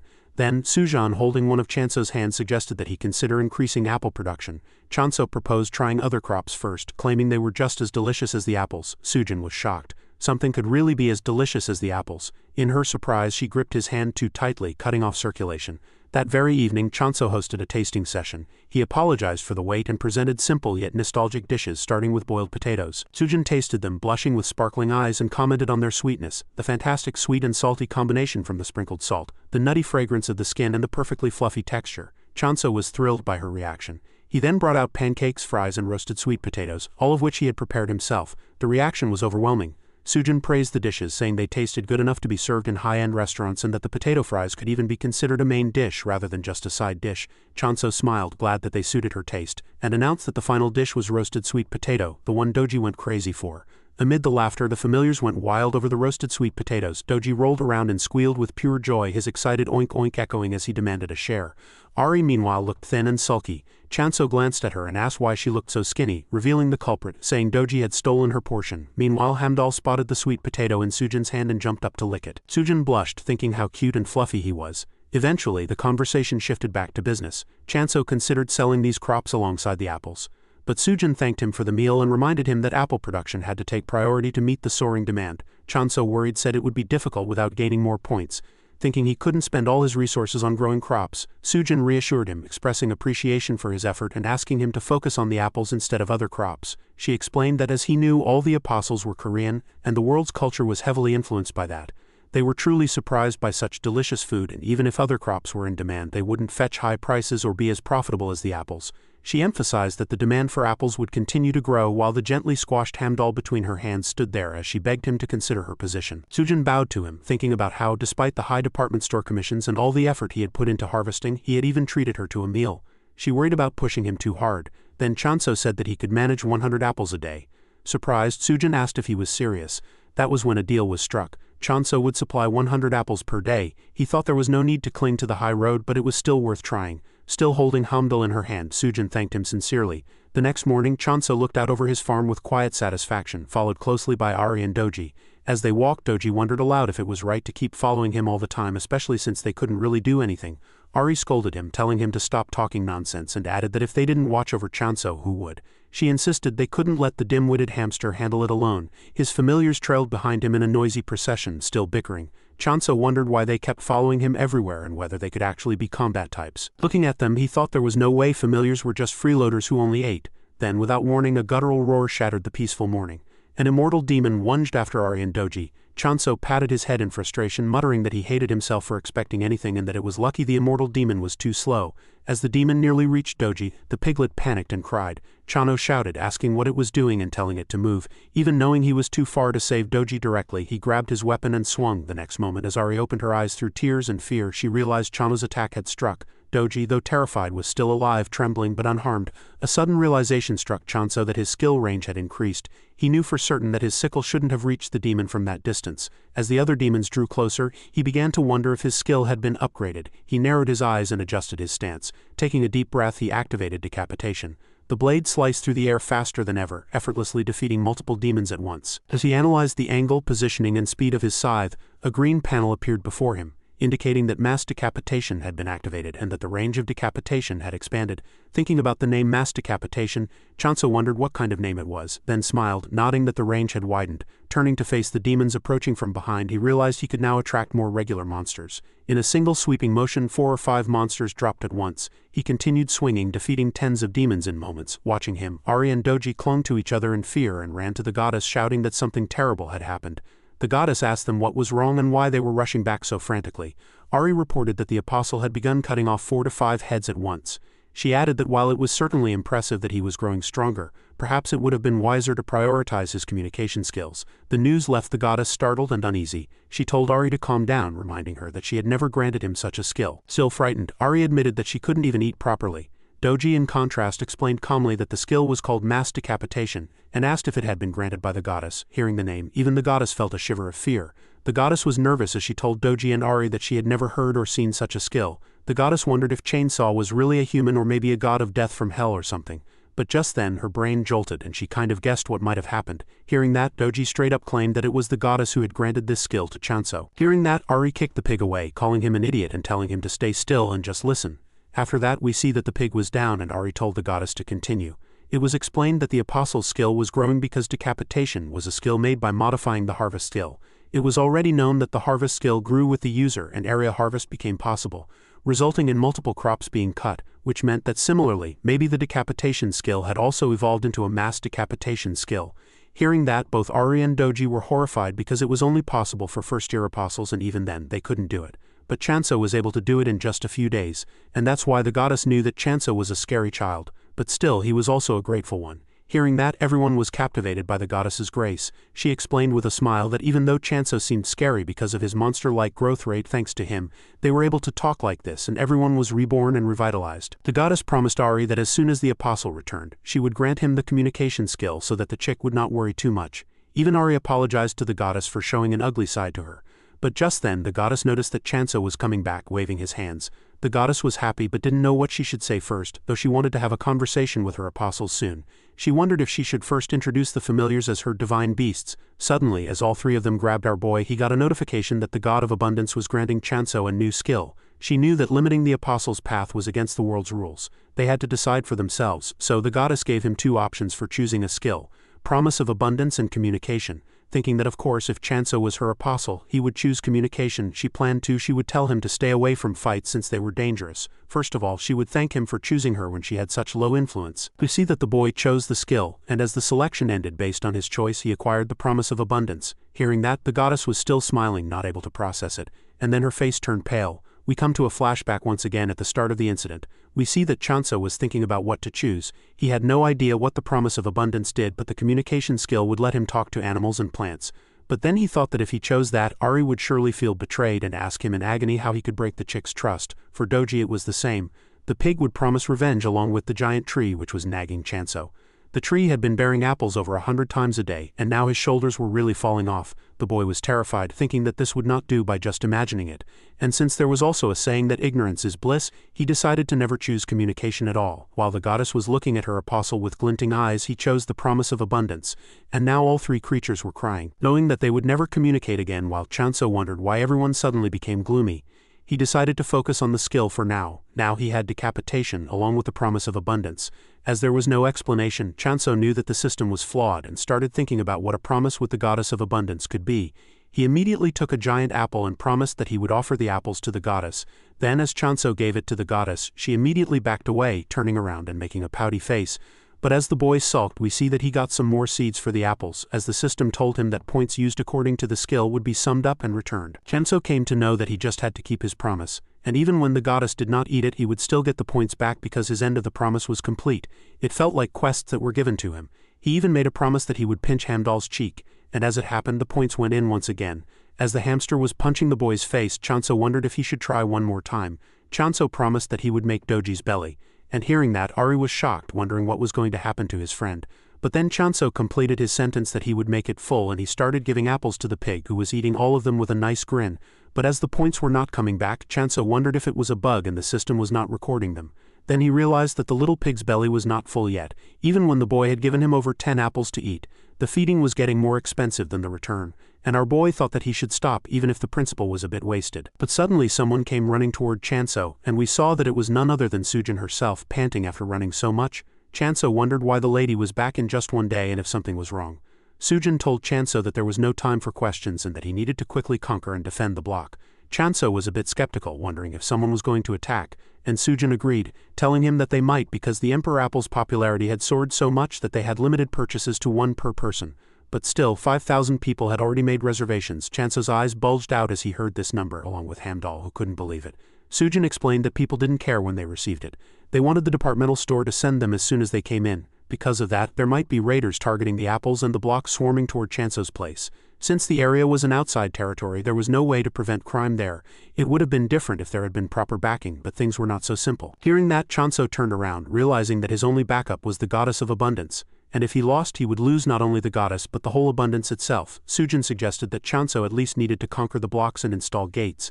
The boy realized it, explaining that they should conquer the surrounding blocks to create camouflage bases.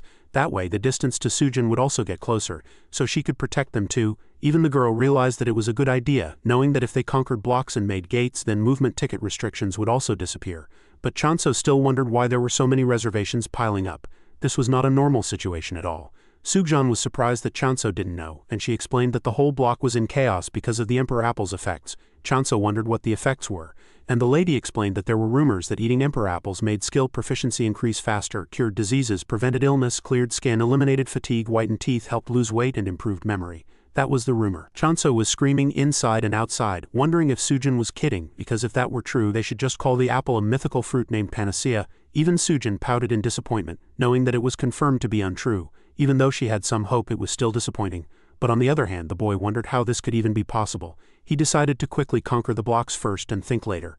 But Sujin kept asking Chanso if this was really true with desperate eyes. Even when the boy got nervous he denied it, telling her that these were just apples and nothing else. As the scene shifts, we come to the city hospital in the real world where we see Rohan going inside and someone is following him. We see that he was some kind of photographer, thinking that he must have hit a jackpot today.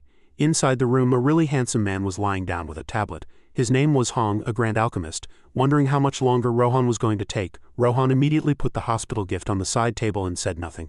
But Hong was shocked because that day was his discharge anyway. Opening the gift, Hong wondered if this was the same fabled apple. Rohan was not able to believe that the alchemist knew about it, but Hong explained that this was the apple Rohan had brought a bunch of after discovering something mysterious.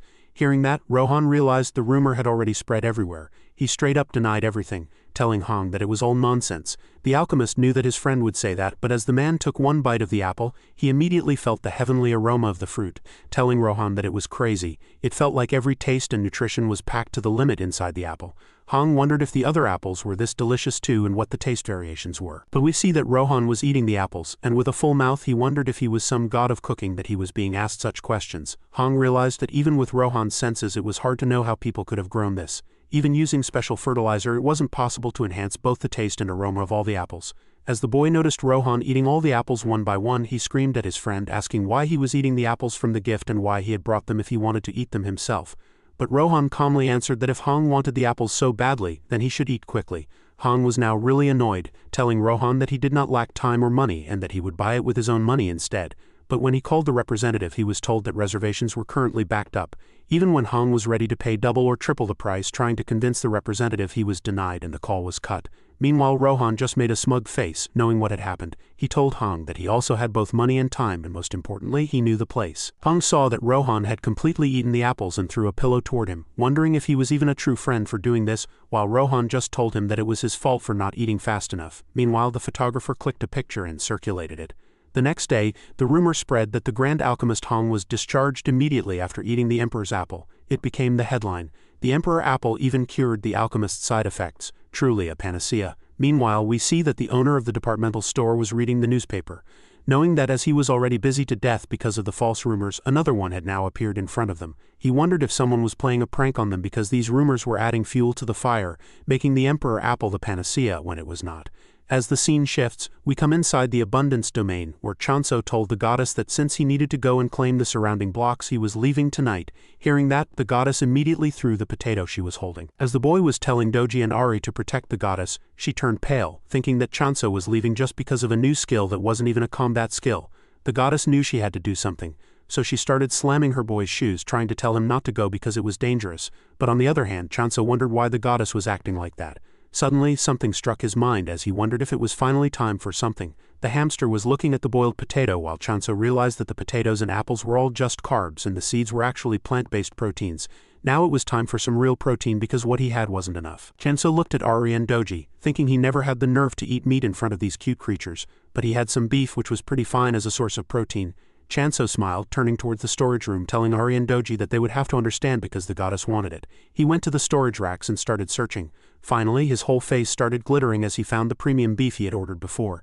Since Chanso had never seen real meat before, everything was exciting for the boy. He wondered if this was what real meat looked like because on Earth they only had lab-grown meat, and even that he had only ever seen in pictures. Just like in those pictures, his mouth watered even before tasting it. He immediately turned on the grill and started searing the meat. As Chanso cooked, he had a beautiful smile on his face and the hamster drooled at the smell. Chanso knew that just the aroma of natural meat was far better than lab-grown meat. Even Doji came running towards Chanso, wondering what was being cooked that smelled so delicious. But Chanso immediately denied the pig, telling him that it was for the goddess. Seeing that, Ari turned towards the goddess, insulting Doji and telling him that even after eating his share of food he was at it again. But when Ari saw the goddess she became scared because the goddess now had a deadly expression. The chick wondered if the food wasn't enough and ran toward Chanso, trying to tell him that the goddess was still hungry and that he should check. Chanso told the chick that the food was almost ready and would take just a few more seconds. He immediately picked up the freshly cooked meat and gave it to the goddess, telling her to be careful because it was hot. But the goddess was frustrated that Chanso wasn't listening to what she wanted to say. She slammed the meat down while trying to tell him not to go to a dangerous place.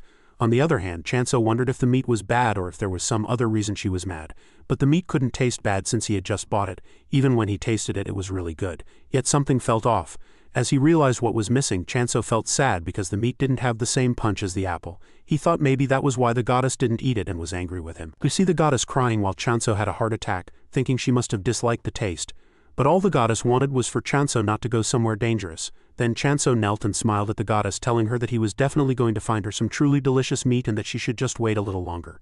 Hearing that, both the pig and the chick were scared, wondering if their time had come. As the scene shifts to night, it is midnight. Both Doji and Ari were sleeping, dreaming about something horrifying while the goddess was still awake. As the hamster snored, the goddess sat sadly looking at the piece of meat she had thrown away. The scene shifts again. Chanso was nearly at the edge of the block, looking at the forest and a thin line that protected it, realizing that this was the border of the block. It was nighttime, and everything shimmered under the moonlight. Even though it looked endless from afar, the space itself was rippling, and the border was quite visible up close. As Chanso touched the border, a system notification popped up asking if he wanted to travel to Block 35 and 10E. Finally, Chanso decided he should go, and the system started loading everything according to the new block, even giving a tip that movement tickets reset daily at midnight.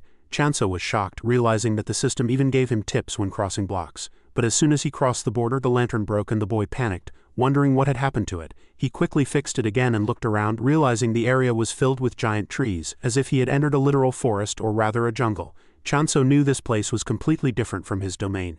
As he started moving, he saw some flying creatures and was shocked. Looking closer, he realized they were swarms of small flies attracted to the lantern light. But up close he noticed they had sharp fangs and crimson eyes ready to devour anyone in their way. They were too large to be mosquitoes and definitely not to be taken lightly. He ran as fast as he could, taking out his size, wondering why there were so many bugs. Since they were too small, Chanso realized he couldn't even use decapitate or mass decapitate on them. He had no chance of fighting, so he immediately turned back, knowing it was the only option. But as he was about to touch the border of his zone, he saw multiple immortal demons coming out of it.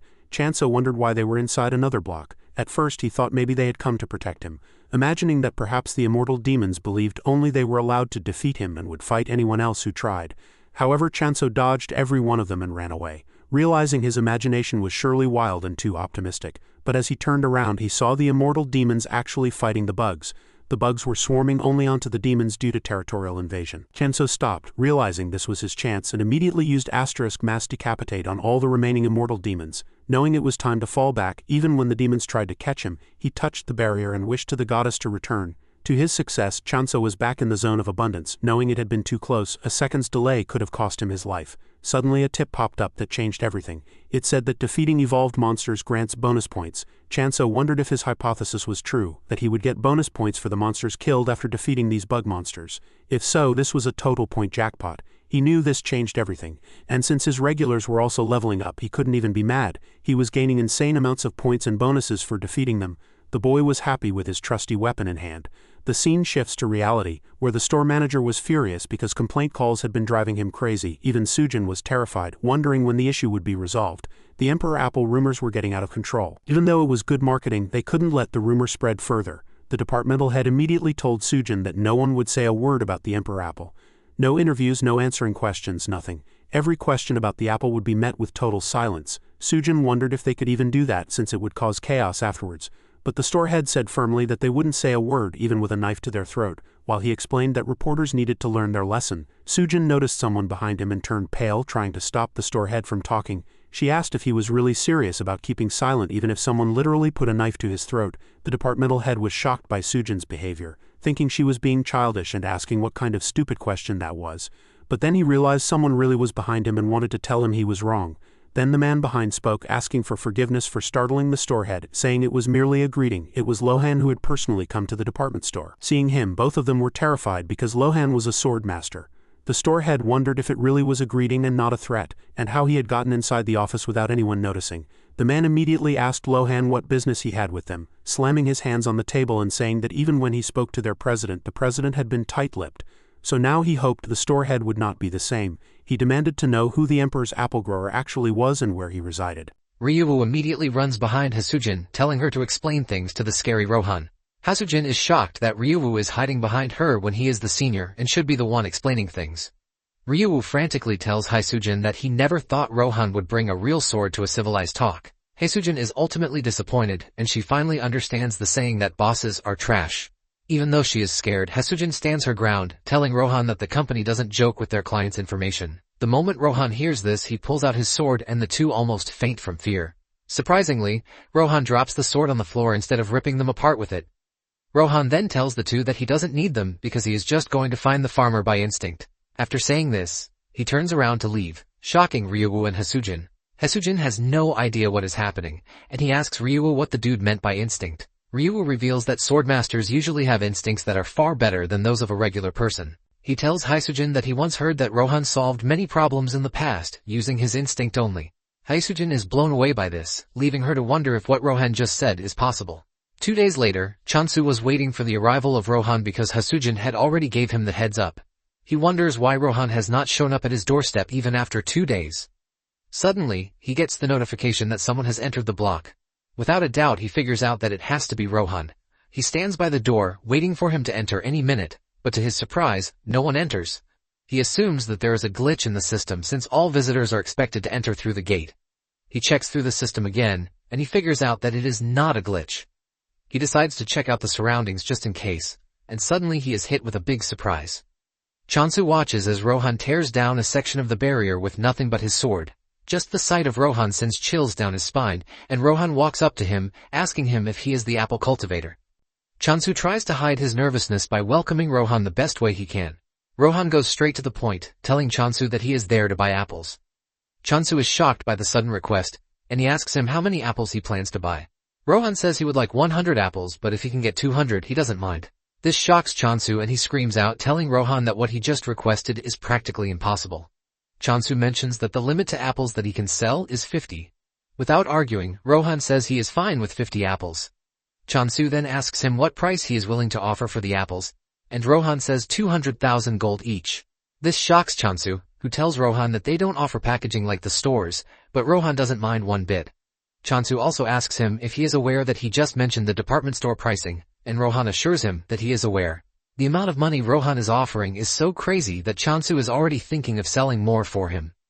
Chansu then takes Rohan to the apple tree, and Rohan is already salivating from the delicious apple he is about to eat. Chansu walks up to the tree, and he activates the Blessing of Abundance skill. Without delay, several apples pop out on the tree, and Chansu whips out his sickle, telling Rohan to give him a moment while he harvests the apples.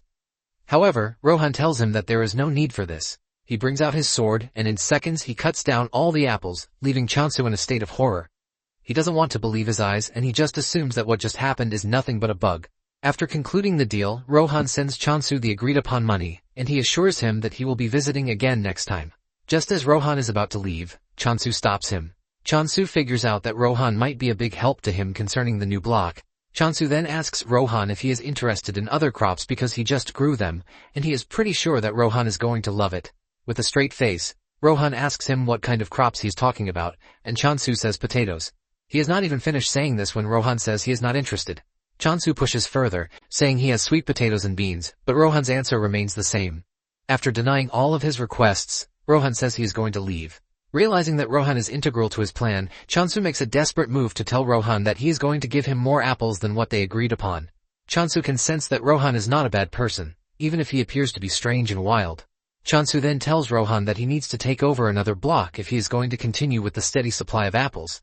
To do this, he tells Rohan that he is going to need his help, and in return, he will pay him with apples. Chansu is wondering if his plan will work when Rohan walks up to him, telling him that he has agreed to the offer. Without wasting time, Rohan heads to the new block, with Chansu running after him just to keep up. Chansu is surprised that Rohan is heading to the block immediately, and he starts wondering just how strong the dude can be. Chansu notices that the ground is wet with a strange liquid, which is very different from his own block. Chansu is staring at his dirty shoes when a monster appears behind him. Before the monster can make a meal of him, Rohan drags him off, telling him to stay behind him because hanging around is dangerous. Chansu cannot believe that Rohan is using the word dangerous, when he is the one who is the dangerous one. Chansu is surprised that he almost got eaten by a monster disguised as a plant. Chansu then tells Rohan that he doesn't need to do too much, since he will be the one managing the block in the end. Chansu wants to get rid of the monsters by himself. He activates decapitation and he starts cutting down the monsters like they are nothing. After he is done, he activates the blessing of abundance. Meanwhile, Hasujin has entered the block, and she is moving around when she hears Chansu call her name. She looks down to check on Chansu with a bright smile on his face, but the smile disappears when he sees Rohan with Chansu, working on a plant. Hasujin rushes down to ask Chansu what is happening, and Chansu says that since he is planning on taking on the surrounding blocks, he decided to plant his foot in the area. Hasujin screams at him that she doesn't care about what he is doing, but she is more interested in why Rohan is with him.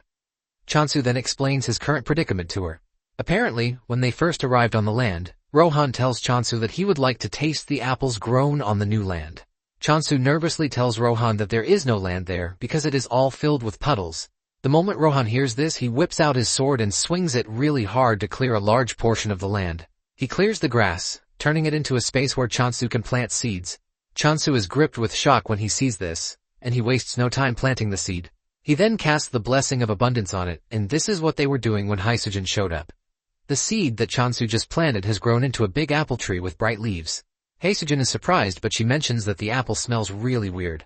And Chansu agrees with her. He says this is because of the environment.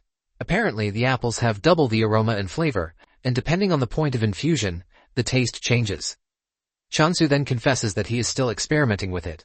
Chansu plucks one of the apples and hands it over to Hasujin, asking her if she is willing to have a taste, but the girl refuses, saying she will pass. Hasujin then spots the plant monsters on the ground, and she calls them ostrich tails. Chansu is surprised because this is the first time he will hear of it. Basically, the monster takes a liking to an ostrich's habits, and it is said to be active only at night, which makes it extremely hard to catch. Hasujin checks out the monster and she confesses that the conditions look really great. He takes some of its blood into a test tube and then asks Chansu if he was the one who hunted the ostrich tails. Chansu replies that it was all him, assuring Hasujin that Rohan wasn't involved. Chansu asks Hasujin if there is a problem with this, and Hasujin suddenly grabs him, asking him if he is willing to sell them. Apparently, the ostrich tails are said to sell for a high price. Scared of the zombie-like lady, Chansu agrees that he is going to sell them. Hasujin raises her hand in the sky, celebrating like she just won the lottery. Hasujin stares at Chansu like he is the most handsome man on the planet. Hasujin can't wrap her head around the fact that Chansu is skilled in both farming and combat. In addition to this, he even has a swordmaster by his side. Hasujin cannot hide the fact that meeting Chansu is a blessing to her. Hasujin is dreaming about several products that she might still get the opportunity to sell when Chansu calls her name. Hasujin is pissed that he ruined her imagination, and she asks him if he wants anything from her. Chansu reminds her that he ordered some things, and Hasujin looks into the bag to start bringing out all the things that Chansu ordered, like pest control plant seeds. There is also a building construction kit with her. In no time, Chansu builds a portable home for adventurers, and he also plants the pest-repelling seeds in the area. This leaves Hasujin shocked because she didn't know that Chansu has the ability to also grow plants in a short duration of time. Hasujin continues wondering just what kind of person Chansu is. Soon afterward, he purchases the new block, leaving the goddess and her retainer rejoicing like babies. Chansu is also happy because he has finally become a landowner. Apparently, a single block usually consists of 100 ownership units, and once all are acquired, the faction gains possession. Chansu is exceptionally happy because back on Earth, he could barely acquire a single room. In addition to this, purchasing the land comes with a bunch of new features, and the most important one is the block's trait assignment feature. Chansu gets a tip from the system, telling him that the traits assignable to a block depend on the apostle's god or the block's nature. Chansu is happy to hear this because the feature fits perfectly with the goddess's nature. The system asks him to choose a trait to assign to the block, and his options are growth and death. Since growth sounds better than death, he thinks of choosing growth. In addition, he believes that this will help with the goddess's growth too. Chansu applies the growth trait, but things don't look entirely different from what they look like. Chansu concludes that there is no notable difference because it is still on stage 1. He checks out the status window to see that the growth trait affects basically everything. Chansu is smiling until he realizes that there is an option for spawned monster growth there. Chansu almost faints from the fear creeping through his body when he sees this. This basically means the trait has its bad and good attributes. One of the bad attributes is that the undead monsters have partaken in it too. Even though they have grown, Chansu is relieved that they are still manageable. Chansu heads out as usual to take on monsters and he easily takes them down as usual. He is glad because the undead monsters growing stronger also means more points for him. Suddenly, Rohan appears behind him, shocking him because he didn't even sense his presence. Chansu figures out that Rohan has come to see him because his apple is already finished. Rohan wonders what Chansu meant by already, and Chansu reminds him that it has not even been a week since he got the last batch. Chansu concludes that Rohan is just going to die from eating too many apples. Chansu then asks him how many apples he needs, and he replies that he wants 120, but if he can get more, he won't mind. Chansu then tells Rohan that he would have to adjust the flavor because of the change in environment. He says Rohan will taste one for free. Unknown to Chansu, the goddess and her retainers are gathered under the apple tree. He is shocked when he gets there to find them playing around. The group almost sinks into the ground when they spot Rohan, since he looks pretty dangerous. Suddenly, Rohan swings his sword, and Chansu believes that he is aiming for the group. He dives to protect them, but in the end, Rohan was just aiming for the apples. Chansu believes that Rohan has not sensed the presence of the goddess, since he called them familiars. Just then, Rohan says he can sense the growth trait on the block, and because of this, he would like to stay and train, but he assures Chansu that he is going to pay. Chansu becomes interested when he hears that Rohan is willing to pay, and he asks him how much he is offering. Rohan smiles while telling him the amount of money he is ready to throw out. This sends Chansu into a state of ecstasy, and he immediately shakes Rohan's hand, welcoming him as his esteemed customer. Rohan asks him if he thinks his request is possible, and Chansu says yes. However, he wants to know if the environment will not be torn in half, and Rohan assures him that it won't. Chansu also asks if things will suddenly explode out of nowhere, but Rohan assures him that he has nothing to worry about. Chansu then tells Rohan that he doesn't have the power to manufacture monsters, since he doesn't even have lots of points to spare. Rohan lets him know that he doesn't need his help to sort out monsters because all he needs is the space in the corner. Chansu is surprised to hear that this is all Rohan needs. Chansu has no issues with this, but he tells Rohan that there is something else he wants aside from money. Chansu lets out his heart, saying he would like Rohan to be his guard. Since the world they are living in is prone to being in danger every time, Chansu thinks it would be better for Rohan to protect. After all, Rohan is one of the best swordsmen out there. Rohan replies that he will consider Chansu's offer if he can enhance the growth effect. Chansu is glad to hear this, and he assures Rohan that he is going to enhance the growth rate by 50,000 points every day. In addition, he's willing to provide 10 apples daily. Rohan is more concerned about the apples, and he asks if they can be purchased differently. Chansu then assures him that he doesn't have to worry about the apples. Meanwhile, Doji and the others are shaking in fear because it seems Rohan will now be staying with them. On the other hand, Chansu thinks the familiars will be happy because they have a swordsmaster protecting them. Chansu turns around to see a different reaction from the group. Rohan also sees this, but Chansu lies, saying the group is only shy because he is new. Chansu tries to get them to become familiar with Rohan, but the group runs away instead. Chansu cannot believe his eyes, but he moves past the embarrassing moment to tell Rohan his first request. Later on, the two are inspecting the other block when Rohan senses something behind the brushes. They walk over to check it out, only to find a cat lying there. Chansu is surprised because he wasn't expecting any other animals like Hamster to be in the area. Because of how relaxed the cat looks, Chansu believes that it is not dangerous, and before Rohan can stop him, Chansu walks up to the cat to pet it. The cat wakes up to see an ugly face standing over it and it jumps away like it just saw a ghost. The cat hisses at Chansu, which almost sends a chill feeling down his spine. The status window then informs Chansu that the cat is actually the apostle of negation, and it has declared war on his block. Chansu is shocked that the apostle declared war on him just because he patted it a bit. With tears in his eyes, he asks Rohan if the cat is the apostle of negation because it has declared war on him. But Rohan believes that the dude is saying trash. Chansu suspects that the cat is mad because he was touched without permission. Chansu walks over to the cat to try to settle their differences while wondering why he has to fight a little cat. Just then Rohan shocks him, telling him that he won't be fighting the cat. Rohan says the apostles he will be fighting will appear through the block's border very soon. Surprisingly, Rohan says they will be human.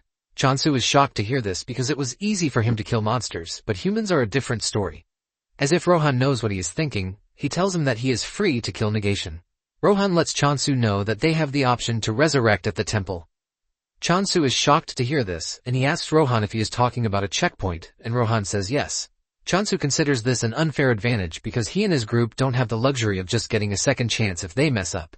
Negation apostles, on the other hand, can act recklessly and not suffer the consequences that come with it. Chansu is hyped for the battle, since he is at a disadvantage, and he asks Rohan if he is going to help him with the battle ahead. Rohan replies that he is willing to help if he can. Just as predicted, a group of negation-loyal monsters and human apostles appear in the block. One of them holds a megaphone in his hand, and he makes a loud announcement telling Chansu to show himself. At the alchemy headquarters, Hasujin has taken the ostrich tail sap for examination. She is thinking about just how impressive Chansu is. She believes that Chansu is strong the way he is with the help of an artifact. Apparently an artifact is a divine item that is created for those close to a god. Sometimes it is formed from remnants of a dead god, which in turn grants the user the opportunity to use the god's power. After thinking this through, Haesujin doesn't think Chansu is using an artifact because they are hard to use unless they match the deity's nature. Haesujin is thinking about the future possibilities of things when Unsu rushes into the room. Haesujin is shocked and even more shocked when Unsu starts walking toward her. Unsu has the ostrich tail sap with him and he screams at Unsu asking him where he got the sap from.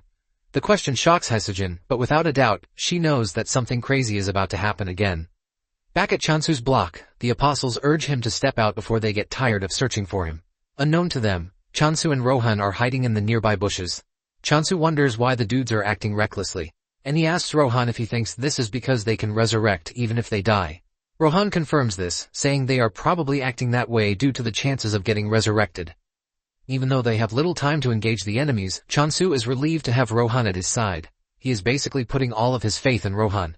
Just then, Chansu steps out of his hiding place, holding his sickle. The apostle stares at Chansu like he is some kind of weakling, and he tells him to bring him apples.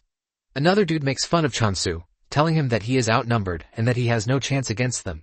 However, the team starts getting nervous because they can't see Chansu do anything, which is pretty weird. After some minutes of silence, Chansu finally speaks out, telling the apostle that he is nothing but trash and that he is not worth worrying over. Chansu is confident that he has the swordsmaster backing him, and before the negation dudes will have to get the chance to do something crazy, Rohan would have dealt with them. The apostle is pissed by this, and he gives Chansu one more chance to surrender the emperor apples. Chansu retorts, telling him to head to the department store if he really wants to eat apples. The apostle is overtaken with rage because of Chansu's big mouth, and he asks him if he can handle the consequences of his arrogance. Chansu further breaks the dude's ego by telling him to go ask his mother all the trash questions he is asking him. Chansu's words hit the dude at the spot where he wants, and he angrily tells his subordinates to kill Chansu. At the alchemy office, Unsu is pestering Haesujin about where she got the sap. Haesujin feels like telling him, but she mentions that customers' information is confidential. Unsu then tells her that he only asked because of the labor fee. Unsu comes clean, saying the ostrich tail sap that Haesujin brought has a higher purity percentage than the regular ones, which is always hard to maintain their purity level. Unsu brings out a contract sheet and hands it over to Haesujin, asking her if she can continue supplying them with the sap. Haesujin replies that she might have to ask the cultivator first, and Unsu suggests that they sign a provisional contract. Unsu is happy to hear this, and he lets Haesujin know that whoever is responsible for the sap will always be welcome to the alchemy department. Back to the standoff between Chansu and the negation apostles, the lead apostle notices that Chansu is pretty calm for someone who is outnumbered. He wonders why Chansu is so confident, and on the other hand, Chansu is thinking of how he is going to take down the skeletons approaching him. As the skeletons rush toward him, Chansu activates the mass decapitation skill, and he wipes out the entire skeleton team in one fell swoop. The apostle is surprised to see his subordinates flying in the air like they are feathers. Chansu piles on the misery by telling the apostle that his subordinates are quite weak. Chansu stands above the bones, asking the apostle if he is ready to surrender. However, the apostle is not about to lose to some derated farmer. The apostle brings out an orb, and using the orb, he summons a giant monster called Heracles. Heracles looks absolutely terrifying with a lion's head attached to his left shoulder. Instead of running off in fear, Chansu still finds a way to trash-talk the apostle, telling him that he is very bad at giving names. The apostle laughs at Chansu, telling him that he is about to regret his actions because Heracles is a weapon worth lots of money. The apostle then orders Heracles to go after Chansu. Heracles swings his giant punch, but he easily dodges it. Before Heracles can make another move, Chansu swings his sickle at him and sends him to the heavens in just one strike. Heracles crashes to the ground, shocking the apostle, who was already boasting of how strong Heracles is. The apostle cries in pain, saying Heracles is a monster he has been putting together for the past 10 years, and Chansu took it down, like it's nothing.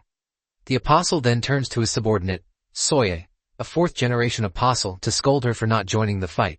Soye reminds the dude that he was the one who confidently went after Chansu, and she doesn't see any reason why he should complain after getting whooped by a farmer. Soye tells the dude that she's willing to get her hands dirty, but she will be getting extra fees. After all, her role was to guide the way, and nothing else. Chansu is smiling and getting excited about the whole thing, until Soye turns her gaze at him, and her eyes turn red. This is when a tip comes in, telling Chansu that Soye uses the skill called Negation of Life, which places a curse on the target. The system doesn't sugarcoat how dangerous the skill is, and before Chansu knows it, he has fallen under Soye's skill. The annoying dude starts laughing when he realizes Chansu has fallen for Soye's trap. He tells Chansu that he is about to witness what happens when someone crosses the negation. Soye screams at the dude, telling him not to forget the real reason why they came in the first place. The dude quickly gets a move on to try and find the apple tree, but he promises to get revenge for his broken creation later.